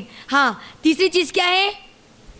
وَمِمَّا رَزَقْنَاهُمْ يُنْفِقُونَ, اور ہمارے دیے ہوئے مال میں خرچ کرتے ہیں. یعنی اللہ رب العالمین جو مال ان کو عطا کرتا ہے اس میں سے خرچ کرتے ہیں, یعنی زکوٰۃ ادا کرتے ہیں, صدقات ادا کرتے ہیں. جو رزق اللہ ان کو دے, اور رزق کیا ہے بولیے مجھے, رزق کیا ہے؟ رزق صرف مال رزق نہیں ہے, جو اللہ یہاں کیا لفظ کو سایا, ما رزقناہم, ہم جو ان کو رزق دیتے ہیں, ينفقون وہ اس کے اندر کیا کرتے ہیں؟ خرچ کرتے ہیں. رزق مطلب اللہ رب العالمین کی ہر عطا کی گئی چیز رزق ہے, صرف مال اور دولت نہیں ہے. ہاں اللہ نے آپ کو صلاحیت دی ہے, اس صلاحیت کو اللہ کے لیے لگانا. اللہ نے مال دیا, اس کو اللہ کے لیے لگانا. اللہ نے آپ کو صاحب زکوٰۃ بنایا, اس کا حق نکالنا. اللہ نے آپ کو مالدار اچھا بنایا, اس میں صدقات نکالنا. اللہ نے آپ کو اگر علم اور فہم عطا کیا ہے وہ لوگوں میں بانٹنا. یعنی اللہ نے اگر آپ کو ایک اچھی گاڑی دی ہے, وہ گاڑی اللہ کے لیے لگانا, اللہ کے دین کے کاموں میں لگانا. اللہ نے گھر دیا, اس گھر کو اللہ کے لیے خرچ کرنا. یعنی جو صلاحیت ہے, جو چیز اللہ آپ کو عطا کرے, جو چیز اللہ آپ کو عطا کرے اس کو اللہ کے لیے لگانا اصل میں کیا ہے, ان لوگوں میں شامل ہے. مما رزقناہم مطلب جو رزق اللہ آپ کو دے, جو صلاحیت آپ کو دے, جو چیز اللہ آپ کو عطا کر دے, اس میں آپ کو کرنا کیا ہے؟ خرچ کرنا ہے, صرف کرنا ہے, اس کو اللہ کے لیے لگانا ہے. اس بات کو یاد رکھ لیجئے. اللہ رب العالمین ہم جانتے ہیں کتنی ساری چیزیں ہم کو اللہ نے عطا کی, صحت دی, ہاں اولاد دی. اولاد کو ہم اللہ کے لیے کیا کر رہے ہیں, کیا تیار کر رہے ہیں بولیے؟ اولاد کو ہم اپنے لیے تیار کر رہے ہیں, بڑھاپے کا سہارا بنانے کے لیے, دین کے لیے. اماں دین کے لیے بولے تو کہاں وہ مسجد کو جانا, نہیں تو پڑھنا, قرآن کے حافظہ بننا, عالمہ بننا, لوگوں میں بیان کرنا. بیان کرے تو بھی پھر وہ تھوڑے اور تانے, پھر بچی کو پھر پرابلم, پھر بچے کو پرابلم. پھر اگر بچہ ہے تو انہیں مسجد کا امام تو بھی بنتا, انہیں کچھ تو بھی بنتا, پھر اس کی تنخواہ دیکھو کیا رہتی, انہیں کیا کھلاتا, کیا پلاتا. اللہ اکبر, اللہ اکبر. یاد رکھو اہل علم قرآن والے جو لوگ ہیں نا, ان کا کتنا مرتبہ ہے. صرف رمضان کو دیکھ لو آپ, اللہ نے یاد کرنے کی جن کو صلاحیتیں دی ہے وہ قرآن کو یاد کر کے کیا کر رہے ہیں؟ مما رزقناہم ينفقون میں اپنا شمار کروا رہے ہیں. دنیا کی چیزیں ہم کو یاد ہو جاتی لیکن قرآن یاد کرنا بہت بڑا کام سمجھتا. اماں اتنا بڑا کام. اگر ہمارے بچے, ہماری اگر مائیں اپنے بچوں کو قرآن یاد نہ دلاتی نا, تو آج ہم ہماری مساجد میں تراویح پڑھنے کے قابل نہیں ہوتے. اللہ کے لیے کوشش کرو کہ آپ کے گھر کا کم از کم ایک بچہ, ہر بچہ قرآن کا حافظ ہونا چاہیے. اگر ہر بچہ نہیں ہے تو کم از کم آپ کے گھر میں ایک تو حافظ قرآن ہونا چاہیے, ایک تو قرآن کو سمجھنے والا, پڑھنے والا اور سمجھانے والا, ایک اہل علم تو ضرور ہونا چاہیے. ہونا تو پورے چاہیے لیکن ایک اس کے اندر کم سے کم ہونا چاہیے. ورنہ ہم کیسے, اللہ تعالیٰ دماغ نہیں دیا, بولنے کی صلاحیت نہیں دیا. ہاں اللہ کھلانے کی اگر صلاحیت دیتے تو کھلائیے, یہ بھی اس کے اندر شامل ہے. بولنے کی صلاحیت دیتا ہے تو بولیے, لکھنے کی صلاحیت دیتا ہے تو لکھیے. یعنی جس طریقے سے آپ اللہ رب العالمین کے دین میں مدد کر سکتی ہے وہ کام کریے, ورنہ پھر ہم ان لوگوں میں اپنا شمار نہیں کر پائیں گے. ہمیشہ فکر میں لگے رہنا کہ میں کیا کر سکتی ہوں, اللہ کے لیے کیا کر سکتی ہوں, اللہ کے لیے کیا کر سکتی ہوں. اور اس کے اندر خاص طور پر علماء کرام کہتے ہیں کہ مال کا اللہ کے لیے لگانا, مال کا اللہ کے لیے خرچ کرنا, کیونکہ جہاں پر مال کا ذکر آتا ہے نا وہاں پر انسانی فطرت ہے اس کا دل چھوٹا ہو جاتا ہے. دوسری صلاحیتوں کا جب بات آئی تو ہو سکتا ہے انسان آگے بڑھے, لیکن جب مال کی بات آئی تو انسان کو شیطان سب سے پہلے اپنی خود کی ضروریات یاد دلاتا ہے. فطرت ہے یہ, فطری طور پر انسان کے اندر یہ شامل ہے.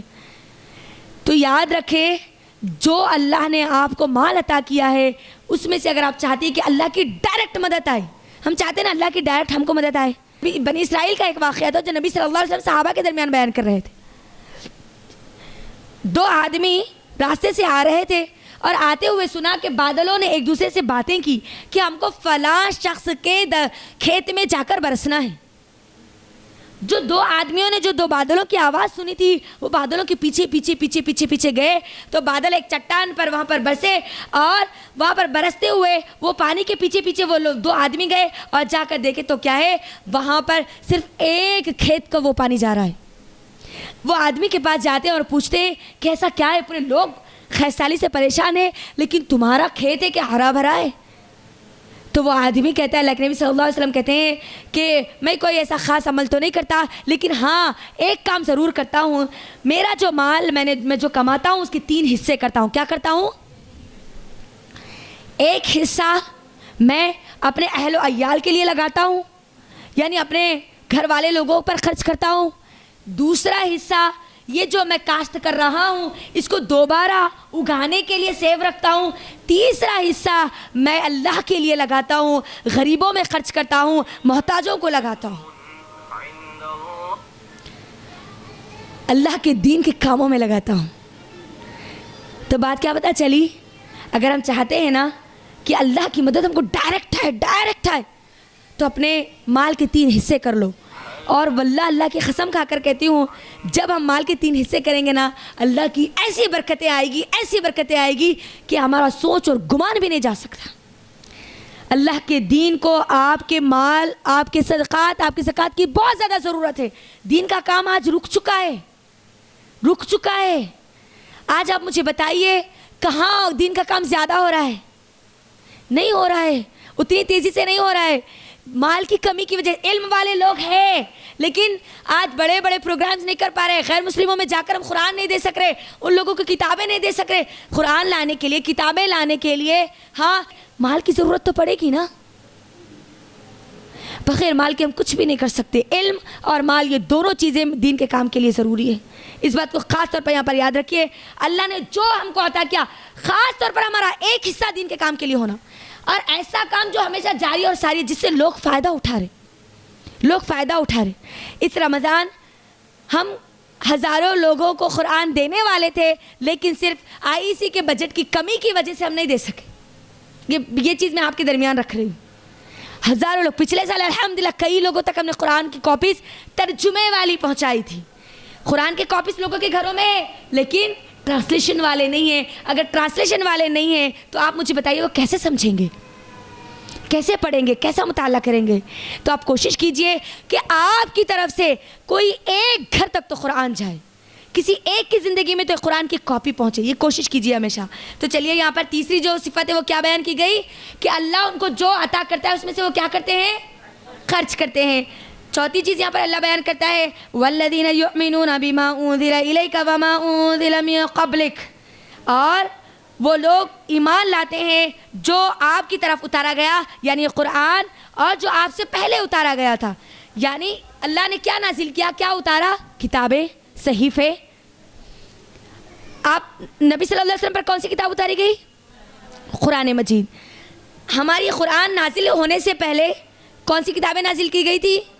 تورات, زبور, انجیل, پھر صحیفے موسیٰ علیہ السلام کے, ابراہیم علیہ السلام کے, تختیاں جو اتاری گئی تھی, جو نازل کی گئی تھی, ان سب پر ہم کو ایمان لانا ہے لیکن عمل صرف قرآن پر کرنا ہے.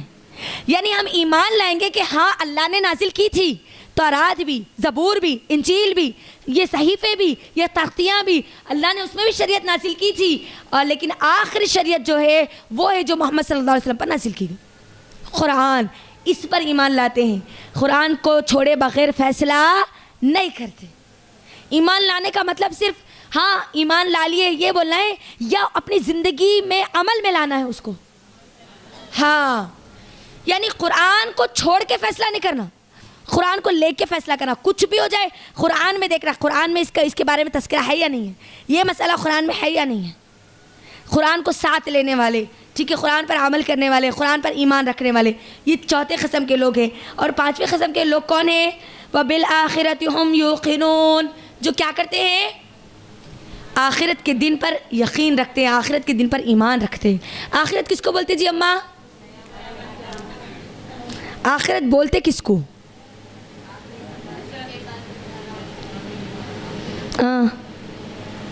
زور سے بولو نا.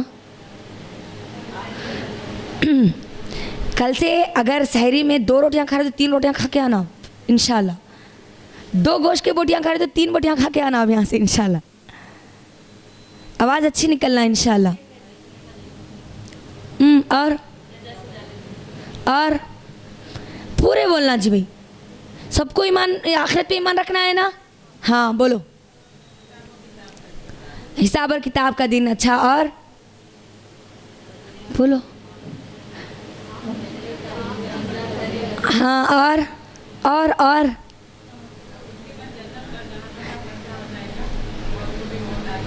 اچھا ماشاءاللہ. جنت اور جہنم. اور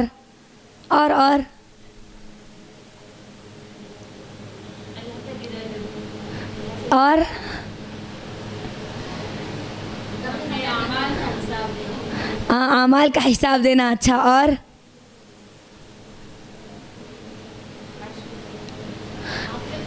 بکری کا گوشت کھاؤ اپنا سو. بکری کے گوشت سے دماغ تیز ہوتا تھوڑا. اور آخرت ہے کیا وہ بولو مجھے. کون بولے؟ ہاں بولو زور سے بولنا. چلو ایک لائن میں بول دیتی ہوں، اب یاد رکھ لینا. کبھی بھی آخرت بولتے جی پوری چیزیں آ جانا ذہن میں.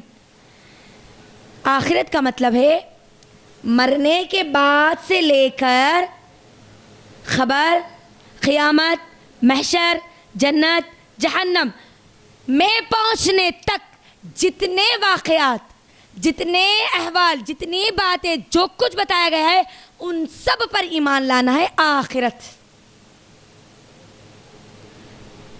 سانس نکل رہی، موت آئی، موت کا فرشتہ، موت سے لے کر جنت یا جہنم میں جانے تک جتنے مراحل ہیں.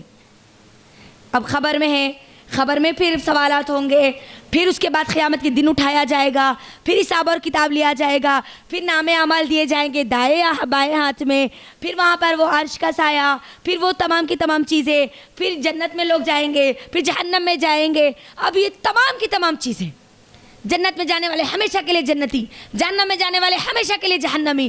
موت ہے، اس کو ایک مینڈے کی شکل میں لایا جائے گا، اس کو ذبح کر دیا جائے گا، ختم. اب جنتی جنت میں، جہنمی جہنم میں. اب پورا آخری مرحلہ جو بھی ہوگا، موت سے لے کر آخری جنت یا جہنم میں جانے تک کا جو مرحلہ ہے، یہ پورا دور ہے. اس کو کیا بولا جاتا؟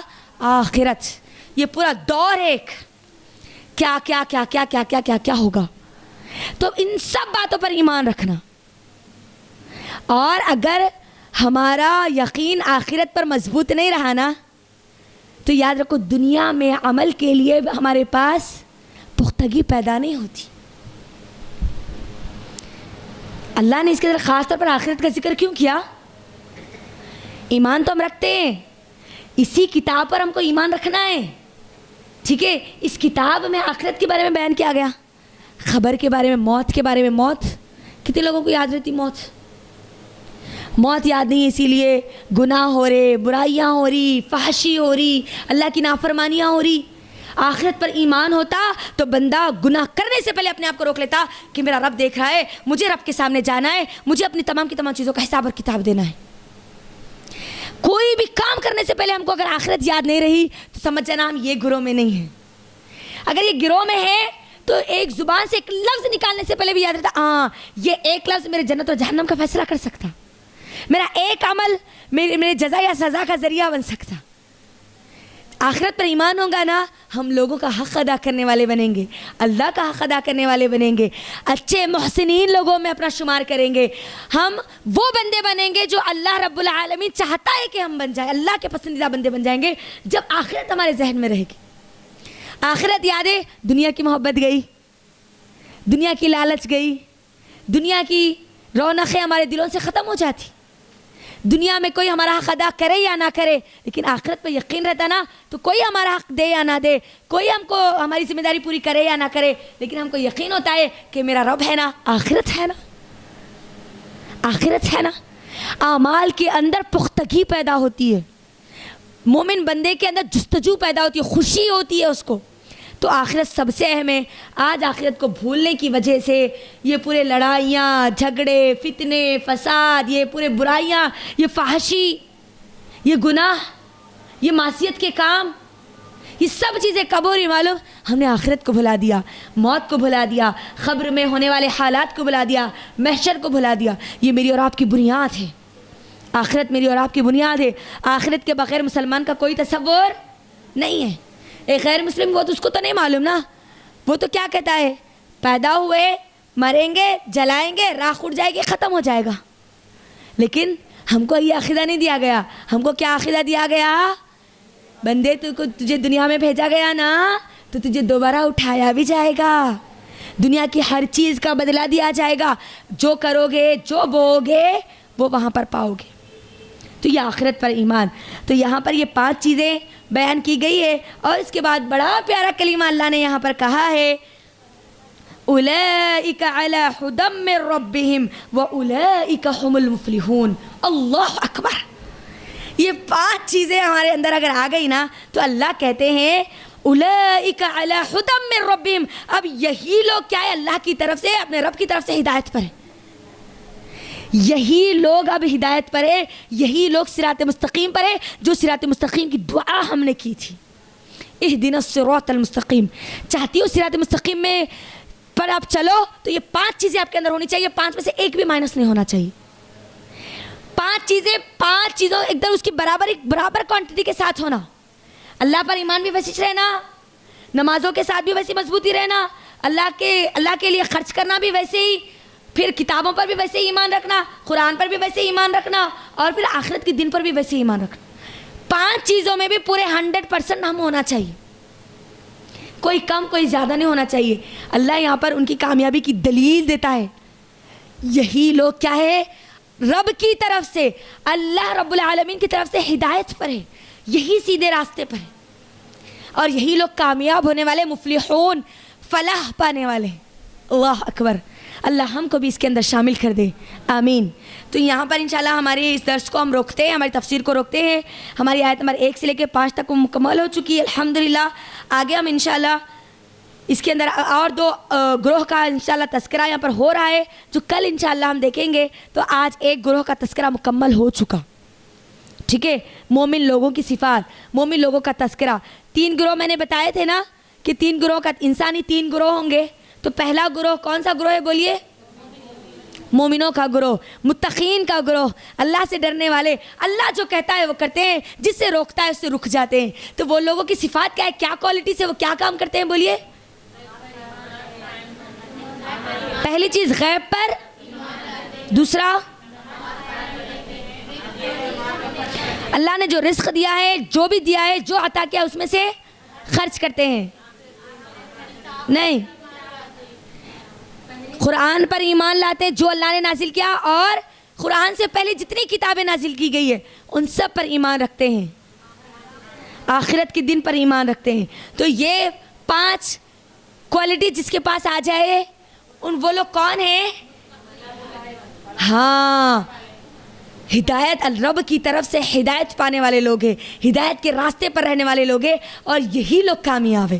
اب یہی لوگ جنت میں جانے والے, یہی لوگوں کو اللہ رب العالمین کی رضا ملنے والی ہے, مغفرت ملنے والی ہے. اللہ اکبر. اللہ رب العالمین سے دعا ہے کہ اللہ رب العالمین ہم تمام کو بھی اس گروہ میں شامل کر دے اور ہمارے اندر بھی یہ صفات پیدا کر دے. یہ سورۃ البقرہ کا حق تو ہم ادا نہیں کر سکتے, لیکن اللہ سے دعا ہے کہ اللہ تعالی ہم کو اس کا حق ادا کرنے والے بنائے. آمین. تو انشاءاللہ یہ 10 کنٹینیو رہے گا انشاءاللہ. آگے میری کوشش ہے کہ یہ 20 دن میں سورۃ البقرہ مکمل رکھوں انشاءاللہ. آج کیونکہ فضیلتیں تھیں اس کی اور اس کے موضوعات بیان کرنے تھے, اس کے لیے ہمارا وقت اس کے اندر ہو گیا, ورنہ ہمارا پہلا رکوع آج مکمل ہو چکا ہوتا. خیر کوئی بات نہیں, انشاءاللہ اگلے درس میں ہم اس کو مکمل رکھنے کی کوشش کریں گے. تو آپ لوگ جو بھی یہاں پر مطالعہ کر رہے ہیں, اللہ کے لیے اس مشک عنبر کی تھیلی کی طرح اپنے آپ کو بنا لیجئے. آپ قرآن پڑھے, سیکھیے, پابندی کے ساتھ پڑھیے اور لوگوں کو سکھائیے اور اس پر عمل کیجئے, کیونکہ یہی لوگ کامیاب ہونے والے ہیں انشاءاللہ. تو یہیں پر ہم ہمارے درس کو مکمل کرتے ہیں اور اللہ رب العالمین سے دعا کرتے ہیں کہ اللہ رب العالمین ہم تمام لوگوں کو کہنے سننے سے زیادہ عمل کرنے والے بنا دے, قرآن سے ہمیشہ اپنے آپ کو جوڑے رہنے والے بنا دے. آخری سانس تک, آخری ہماری نسل تک اللہ تعالی ہم کو قرآن سے جڑنے والے بنا دے. آمین. وآخر الدعوانا الحمدللہ رب العالمین. السلام علیکم ورحمۃ اللہ وبرکاتہ.